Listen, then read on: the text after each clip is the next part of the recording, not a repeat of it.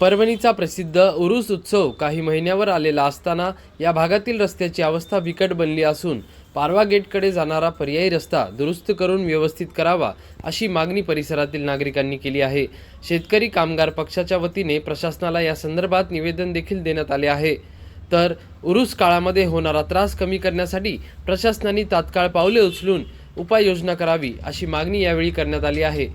सगळ्यांना आपल्याला माहिती आहे की परभणीमध्ये आता 2 तारखेपासून फेब्रुवारीच्या मोठ्या प्रमाणात उरूस भरणार आहे आणि उरूस भरल्यानंतर जे काही सुभेदार नगर असेल त्याच्यानंतर हाजी हमीद कॉलनीपर्यंत किंवा जे काही पारवा गेट आहे इथपर्यंत साधारणतः 10 ते 12 त्या ठिकाणी कॉलन्या आहेत मोठ्या चांगली लोकवस्ती असणाऱ्या।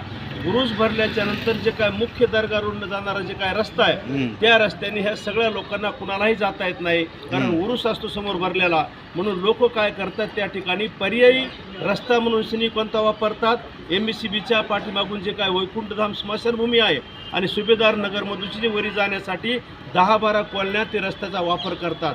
परंतु प्रश्न असा आहे की जर एवढ्या मोठ्या प्रमाणात लोक जर त्या रस्त्याचा वापर करणार असतील तर महानगरपालिका असेल किंवा औकाफ बोर्ड असेल ह्यांची जबाबदारी आहे की सगळ्याला सगळी जर ट्रॅफिक असेल किंवा सगळी पब्लिक असेल जर त्या रस्त्याला कन्वर्ट होणार असेल पर्यायी रस्ता म्हणून त्या रस्त्याचा ती जर वापर करणार असेल तर तो रस्ता त्या ठिकाणी सुरळीत असणं गरजेचं आहे, त्या ठिकाणी नीटनेटकं असणं गरजेचं आहे। ही अतिशय महत्त्वाची बाब आहे। आज त्या रस्त्याला सगळे खड्डे पडलेले आहेत। दुसरी गोष्ट रस्त्यामध्ये ऑटो उभा असतील जुने पुराणे, त्याच्यानंतर पानटपरे असेल किंवा लाकडं असतील काही किंवा काही शेळ्या मेंढ्या बांधल्या असतील।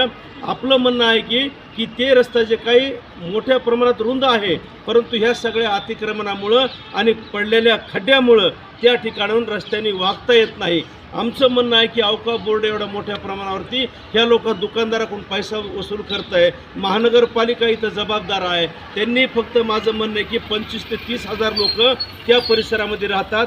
उलट आणि त्यानंतर पारवा आणि जामसारखे मोठाले गावं पुढे आहेत। सगळे लोक ह्या पर्यायी रस्त्यामुळे ह्याचा वापर करीत असताना तो रस्ता सुरळीत असणं, त्या ठिकाणी वाहतुकीला अडथळा होणार नाही, वाहतूक सुरळीतपणे जाईल एवढी किमान काळजी घेणं गरजेचं आहे। ह्या सगळे जे काय त्या परिसरामध्ये राहणारे जे काय नागरिक आहे त्यांचं म्हणणं आहे की तो पर्यायी रस्ता जो काय आमचा आहे सगळ्यासाठी खुला तो कमीत कमी सुरळीत असावा, खड्डेमुक्त असावा किंवा त्या ठिकाणी लोकांना रहदारीस मोकळा असावा एवढी साधी मागणी आहे। ती आज आयुक्त साहेबांना भेटलो, त्यांना तळमळीनं निवेदन दिलेलं आहे। याच्या आधीसुद्धा कधीच औकाफ बोर्डाने तसा विचार केला नाही।